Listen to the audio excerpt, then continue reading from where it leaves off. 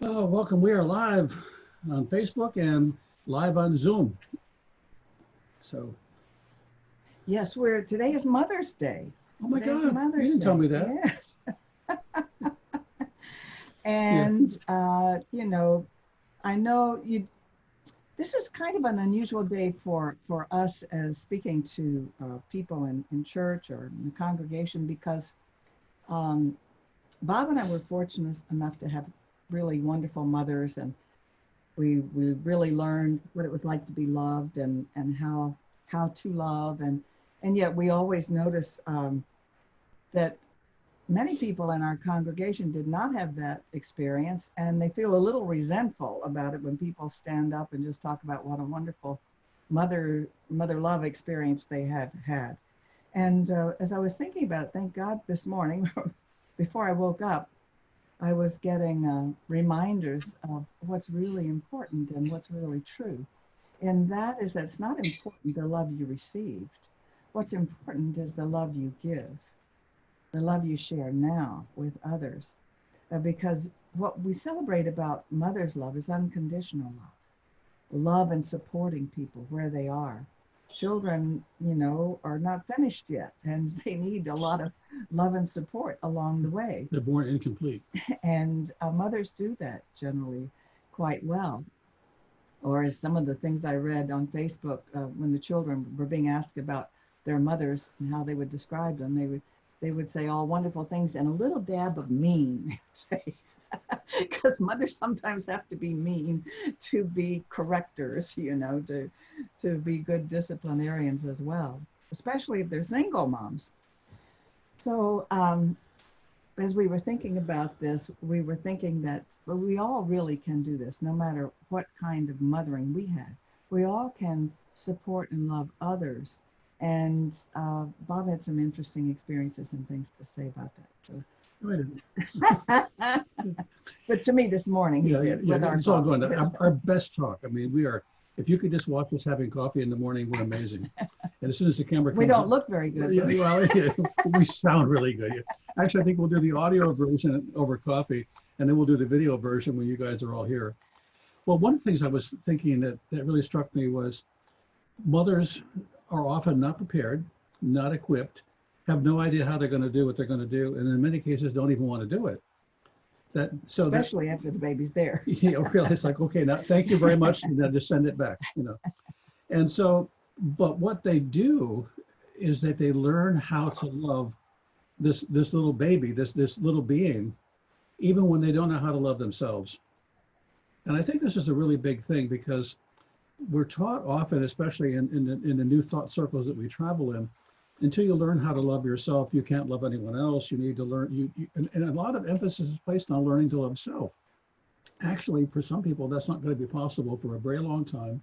It's very difficult to do, and it may be too much to do. But what they can do is to love someone else, and they can take some of that refracted love that they give that comes back to them, that love they can take in for their own healing. The thing about being broken, and many people are, is that they don't heal in an instant, and they don't heal with lots and lots of love. They heal with a small amount of love that's digestible or manageable. So I'm speaking to some of the moms who are thinking, I don't like me, I don't like my baby, I don't like life, but maybe I can, and maybe I do. And the longer that I do this, the longer I'm a mom, the more I learn how to love, and eventually I can love myself as well. And so this loving process is really like a muscle that until you use it doesn't grow. And often until you use it, it isn't strong enough to be able to lift very much.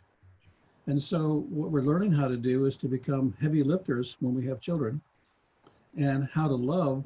And we don't necessarily know how. Now, part of why I'm saying this and why I think it's really important is because we don't get it right a lot of the time. We make a lot of mistakes. And isn't that to be expected when we're not very good at what we're doing? We don't know how to do it, and we haven't even sometimes gotten any instruction. And I wanted to share that because I think for moms who, thanks for celebrating me, but I'm not that good a mom. If you're doing the best you can, which is exactly what you're always doing because you would be foolish not to, then you're doing the best you can. And that's really good enough because that's all that's possible. And that's really worth celebrating. I think I want to celebrate the moms who don't know how to do it, who said, I don't think I can even do this, who are doing it more than I want to celebrate anyone else, because it says there's great courage in that, and there's great compassion in that. And there are many women who are never moms, and they're still have infinite opportunities to love and serve and uplift. They're really smart. And they're doing that unconditional loving thing. You don't have to have children to do it. Yes. And so, and men, I've seen you do a lot of it, Bob, and it's, you don't have to be a woman to do it either. What we're celebrating this day is unconditional love. Really. And that means you don't have to like everything a person does or says, and you can love them anyway. And that's exactly what mother love is. I was thinking of Mother Teresa, who was reported to be a very compassionate, loving, kind person who did what almost no one wanted to do. But I also heard that she was a pretty miserable person to get along with, not very pleasant, not very agreeable. And so what I think that says, though, is that you can love in spite of your skill sets, or in spite of the environment that you're in, or in spite of maybe not having as much knowledge or skill as you would like to have. You can still love. And in fact, you will. Yeah, I think she gave some tough love. Yeah, yeah. But one of the things she did that so struck me, because, you know, Jesus said, what you do to the least of my brethren, you do also to me. And that's something we all need to remember. And what she said is, when people said, how did you ever get the courage in India to bring in people who were dying on the streets and provide them shelter and comfort till they die? And she said, I minister to Jesus in all his distressing disguises. And that statement just really impacted me. You know, what's interesting is when I talk to a new mom and she looks at her baby and she says, this baby is just so beautiful. Now, as an artist, I look at some babies and think, not so much. But when a mom looks at her baby and says, this is so beautiful, she's looking into the heart and the soul of creation. And she's seeing what Mother Teresa saw in the very old and in the very sick. And when you see that heart and that love and that being, that soul, it's just hard not to love. Although it's easy not to look. Mm-hmm. It's easy to overlook. I was talking to Judith earlier, but when I was working in the hospital, one of the things I noticed was a lot of the people that were doing what we call intakes, the people that were the first on the site to meet a person, they would sit at their desk and they would say, if the person isn't nice to me, I'm not going to be nice to them. And then they would come back and talk to me and they would say, you know, people are just so miserable. You know, they're just not nice. And I thought, wow, that's interesting, because I haven't met anybody that wasn't nice. And I said that. I said, you know, I just meet nice people all the time. She said, well, you go out of your way for it, don't you? I said, what do you mean? She said, well, you're nice to everybody. I said, well, you know, it's really interesting, because when you're nice to everybody, some people are nice back. Some people are a little slow to be nice. And then I told her something that I had to remember for myself too. You know, I need to practice, because trust me, there are times when I'm not nice, and I need to be ready to be nice in a heartbeat, because it's always a fragile kind of thing. And so loving is like that, and kindness is like that. And we just need to have that in mind, that we're going to slip and fall. We're going to get up and we're going to say things we wish we hadn't said. And then we're going to go on, and love is still there for us to do. Another idea that came to me in the twilight hours this morning is something from the book, in the class we're studying, It's All God, by Walter Starkey. And he points out that there's a big difference between aloneness and loneliness. And I'm bringing this up because at this particular time, a lot of people are home alone, are working alone, and they just don't have the camaraderie and associations with people that they're used to. And, you know, the difference with that is, he said, basically, when we're lonely, and we may be thinking we're lonely for other people, what we're really lonely for is our relationship with God, with the infinite, with the divine, whatever you want to call it. Because otherwise we wouldn't have people like the yogis who can meditate in a cave in the Himalayas for years by themselves and never feel lonely, you know, because we need that. We need that feeling of love, from and with uh, the divine. And in a period of time in my 20s when I had become agnostic, um, I was lonely for that relationship. And I found it again in meditation. So that's why I'm such a big proponent for people meditating, for going within to close out the outer, because God is love. God is love. And that statement is not just a lovely thing to say.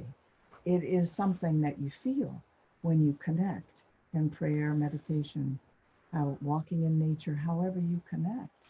And we need that. And he said, and Walter reminds us, he said, and if you don't have that personal relationship with the divine, you're going to be in bad shape at hard times, because we need it. We call upon it. And with it, we never feel lonely.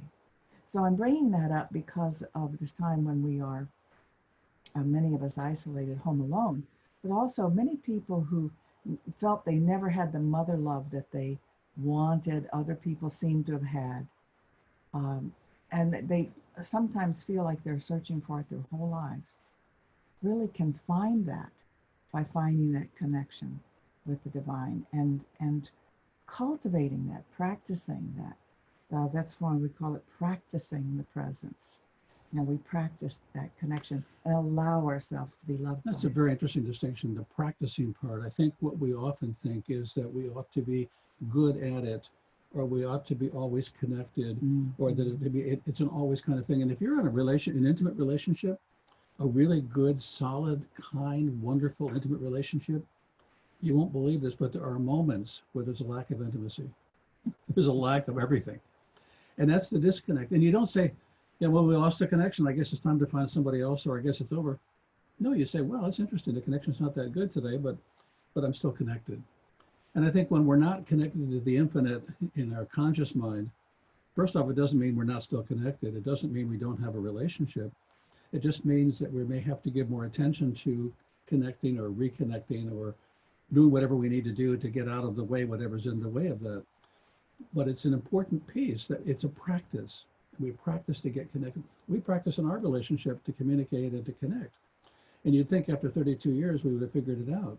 But the truth is, we have to keep figuring it out, because we're also not the same people we were 32 years ago.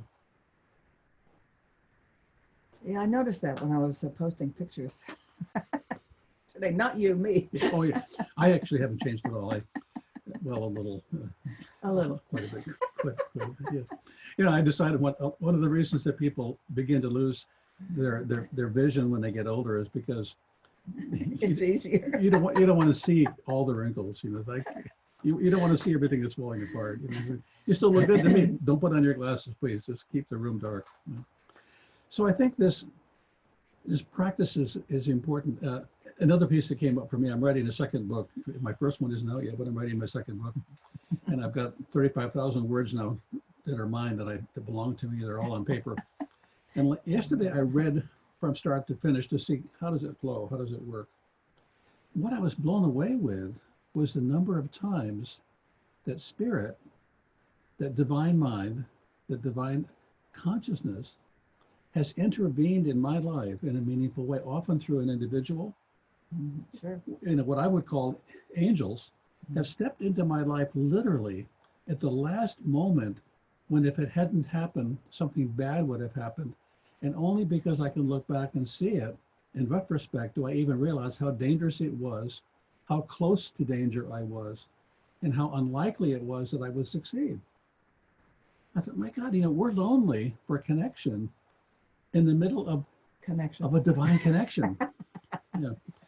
And because sometimes that intervention has been a voice that you heard. Yeah. Right? Well, the first time I ever heard it, I was driving to the Pocono Mountains in Pennsylvania. I think it was Pennsylvania.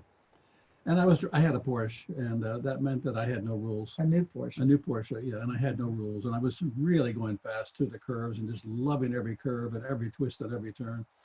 And I heard a voice that said, just as loud as anybody I've ever had speak to me, slow down, around the next corner. And I immediately hit the brakes, slowed down, not because of the instruction, but because I was terrified that somebody got into my car while I was driving 90 miles an hour. And anybody that could do that could do just about anything. And so I slowed down, and as I rounded the corner, There was a really bad accident. 3 cars, police cars, ambulance, none of which I would have been able to avoid at the speed I was traveling. I got through it and I said, wow, that was incredible. I mean, really. And then I said to myself, was that real? I mean, did that really happen? Isn't that funny how we do that? And We then I always said, imagine, could you say something else? Could you add to that? And then nothing yeah. Could happened. you do that again? Just one more time. And then it was nothing. I thought, I don't know. Maybe I made the whole thing up. It was so interesting because we don't have a belief system that includes that voice, that includes that angel, that includes that intervention. So even when we see it and hear it and have it, we don't believe it. And it gets relegated to, yeah, well, it was an event. It's something, I don't know what it meant.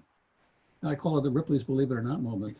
It's good for parties and stories, but it doesn't necessarily get integrated into, oh my God, what you're telling me is we're always connected. Exactly. And we can't have this conversation with everybody because, first of all, they don't believe you. Second of all, they may not care, Or they want to or put they you on don't medicine. believe it. But and it's much like the near-death experiences. People, they're not new that people have near-death experiences. People just didn't talk about it because you don't talk about things that other people are going to think you're crazy True. for. So they just didn't talk about it until they started being asked and interviewed. And when I first was familiar with the Raymond Moody near-death experience research, I was a psychotherapist in private practice, and I started asking my clients. He was also doing some things about contacting Hmm. loved ones who had passed on. And I asked them about, if they had lost any loved ones and if they had ever experienced anything unusual of a sense of contact with them or a sense of, I don't know, I think I was trying to remember if I was asking about before or after, but I think it was after. And every single one had felt they had, that their loved one who had passed on had tried to contact them in some way. Sometimes it was a feeling, sometimes, just different stories. And people don't talk about that. People don't talk about it because it's not accepted in our culture. And you don't want people to think you're crazy, so you just don't talk about it. But um, that's another example of the connection that's always there from spirit or the side of spirit that keeps us from being lonely if we allow it to, if we allow ourselves to be loved and supported by angels, guides, loved ones from the other side. I'm reminded of an experience I had in school. There was a teacher in particular that I always felt a connection to. We never talked, but I always felt a connection. I would look at her, she would look at me, and there was this feeling of, I know who you are, I get who you are, I care about what happens to you. And it came and it went, and she went on to do other things than I did too. But one day, or one night, she appeared at the foot of my bed with a big smile and looked at me the way she had looked at me in class, like, I know you, I got you. And that was it. The next day I heard that she had died. Interesting. And so I think, and I'd heard this before, I think she made the rounds of the people that she wanted to connect with. I didn't even have her name, nor do I know that she remembered mine. But in consciousness, we don't need names. And in love, and in the heart space we live in, we don't have to have that person's address to be able to connect with them. And she was far, far, far away in physical terms and immediately available in spiritual terms. What if everyone you've ever loved, everyone you've ever cared for, and everyone that's ever cared for you and loved you is just a breath away? Mm. And what if we related to the world as if that were true, rather than it's all gone, or if I can't see it, it's not there? Yeah, poor me. Yeah. Yeah, one of Judith's relatives was commenting recently on Facebook about how she didn't have the relationship she'd wished she'd had. And actually she had, but she wasn't paying attention to what she'd had. She was comparing herself to another person in the family and their relationship? How many of us are stuck in comparisons rather than in the actuality of what did we have? What's going on here that we can connect to? Mhm. And the beauty of that. And what happens when you're comparing yourself with someone else's love or someone else is you miss the window of opportunity to share your own and to Yeah. connect with the love that really was. It's always a mistake to compare. Yes. So speaking of comparing, let's move into the current world with our day-to-day separateness that we may be experiencing, and ask yourself, what could I do, um, and stay a safe distance and stay safe. How can I do to be loving and kind to others? And I know many of you are making masks. I know it warms my heart to see what people are doing all over the country, making protective gear and giving it to the frontline workers, cooking meals, giving away food to help people, Writing songs. writing songs. There's just so many ways that we can still give and stay connected. And we can be so grateful that we live in an area where we can connect this way electronically, because people who live in the rural areas don't have this connectivity, and they are more isolated than we are. So this opportunity to love is ever present. And I know you people who are here with us on Zoom. I know you're all loving people. It's redundant to even say this, but there are just so many ways to love. Who was it? It was Gandhi who said, "Be the change you want to see in the world." In other words, if you're wanting to experience more love, be more love. But he didn't say, but wait until you get it right, Mm-hmm. or wait until you're invited, or wait until the time is right, or wait until you feel like it. He said, be the love, just be the love. And be wherever you are with that love, as capable as you are at the time. And if it's a muscle that you need to develop, it will grow. It will. And the thing about mother's love that we're talking about here is that it is eternal. It's with you when they're gone. Mm-hmm.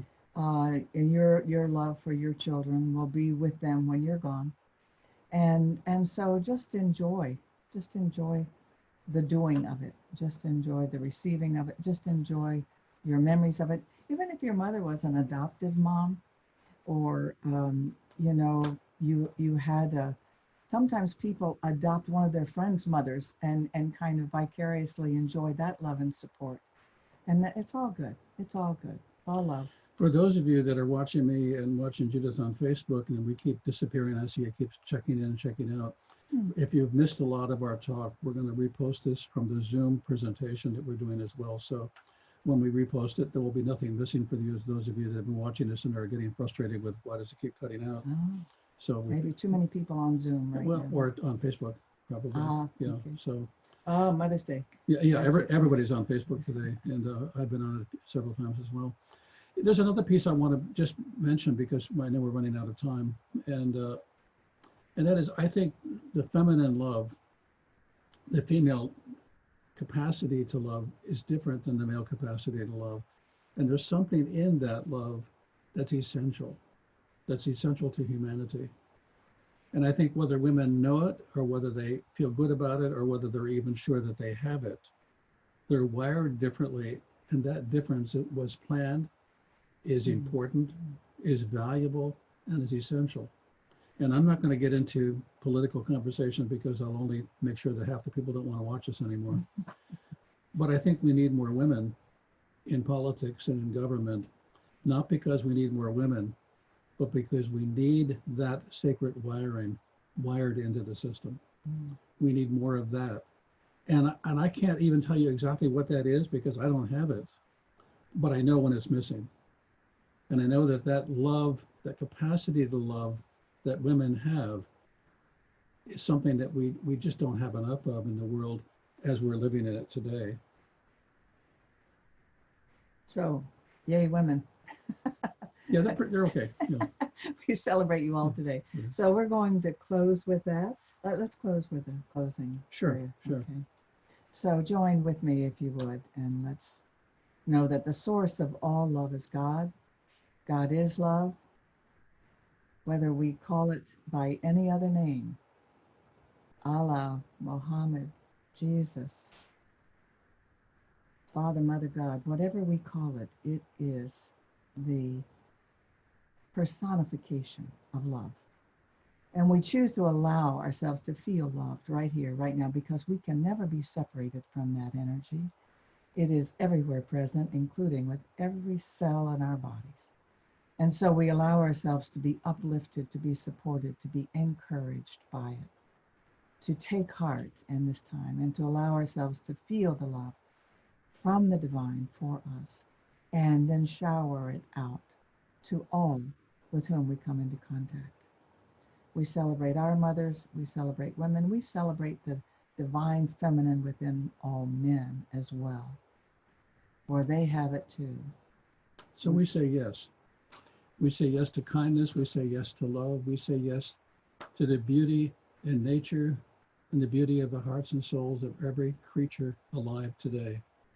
We say yes to the history of love. We say yes to the future of love. We say yes to love in all its forms. For we are grateful this day, and we will be grateful every day that we choose to be grateful, and we choose to be grateful. And so it is. And so it is. Thanks for joining us.